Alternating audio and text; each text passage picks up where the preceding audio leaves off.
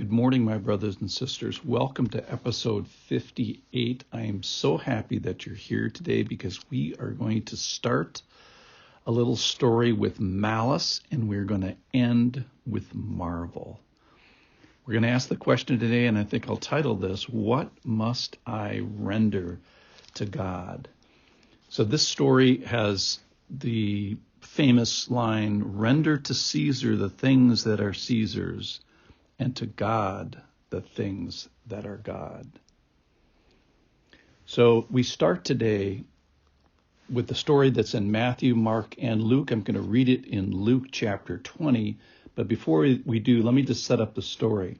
So we have a plot to try to entangle Jesus, and he's aware of it. He's aware of the malice.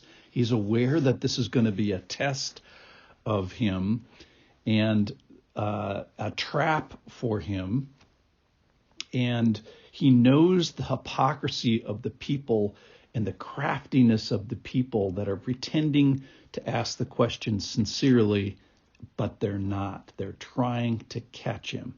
So we're going to start with this milieu of malice, and then we're going to end up eventually with marvel. We'll get there.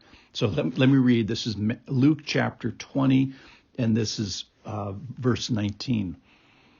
The scribes and the chief priests sought to lay hands on him at that very hour, for they perceived that he had told this parable against them, but they feared the people.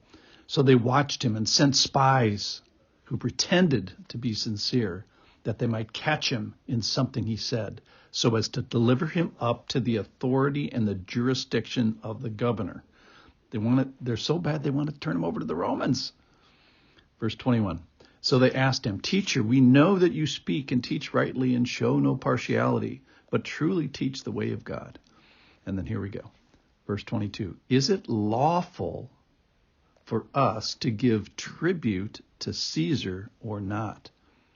But he perceived their craftiness and said to them, Show me a denarius. Whose likeness and inscription does it have? They said, Caesar's. He said to them, Then render to Caesar the things that are Caesar's, and to God the things that are God. And they were not able in the presence of the people to catch him in what he said, but marveling at his answer, they became silent. So we have a group of very bad people, and this is how bad they are.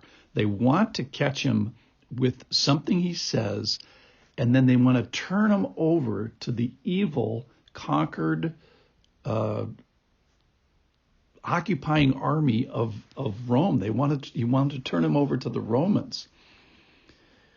And Jesus just is so wise here. And so he does this little technique. And let's talk about the technique about this show and tell.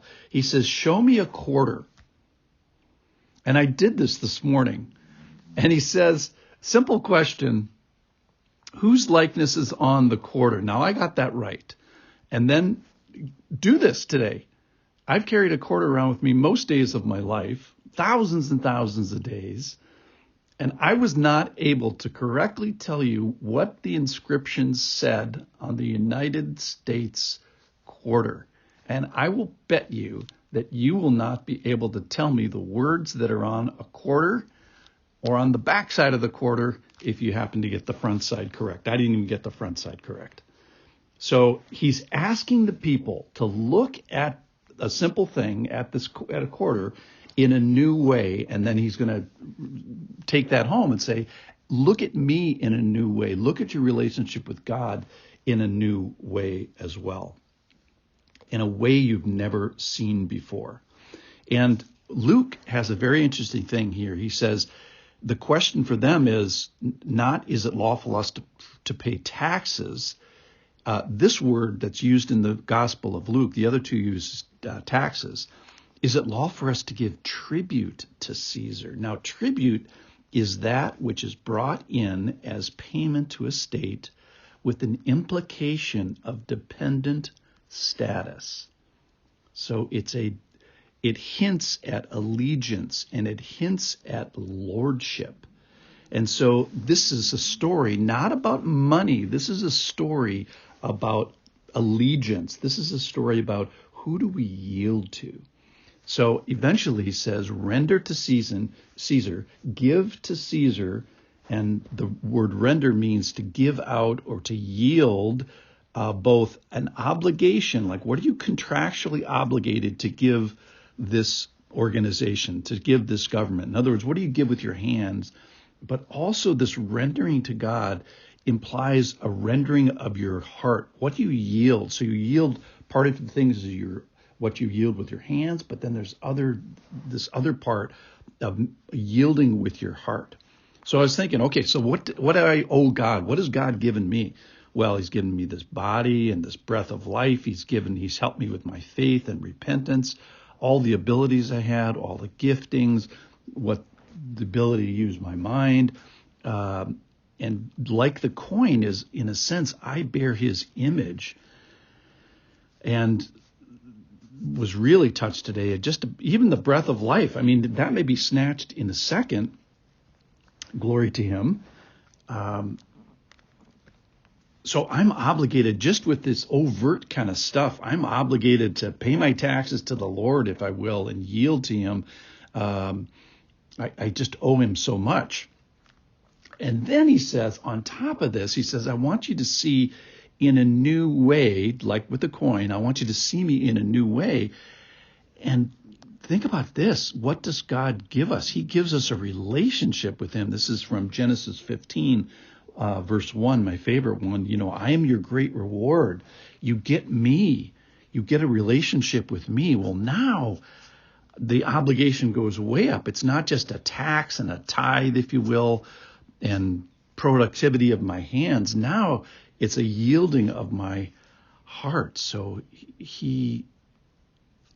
now I owe him this worship of my heart because he's given me this relationship. So I think the point of the story here is you don't know what's on a quarter. You don't know what's inscribed on a quarter. Look at it in a new way. Look at your obligation to God and what he's done for us, and then render to him the appropriate response. So part of it is your hands and your honesty and your development of your character and those kind of things. But I was most touched today is the yielding of my heart. That's what I am supposed to be rendering to God. So join me. Guess what's on a quarter, look at it, be wrong, and then look what you're rendering to God, what you owe to God, and you'll probably be wrong about that too. Thanks for listening.